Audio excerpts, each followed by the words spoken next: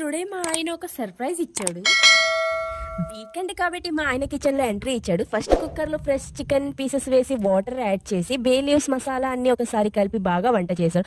ఇంట్లో mutton smell లాగా chicken curry సిమ్మర్ అవ్వడం స్టార్ట్ అయ్యింది. నెక్స్ట్ రైస్ యాడ్ చేసి చికెన్లో కలిపి కుక్కర్ క్లోజ్ చేశాడు. 2 విజిల్ తర్వాత కుక్కర్ ఓపెన్ చేశాక వచ్చి చికెన్ బిర్యానీ స్మెల్. సింపుల్గా ఆయన లవ్తో చేసిన ఫుడ్ ఎప్పుడు స్పెషల్గా ఉంటుంది కదా. ఇది మా ఆయన స్టైల్లో కుక్కర్ చికెన్ బిర్యానీ అనగానే మా ఆయన కిచెన్లో బిజీ.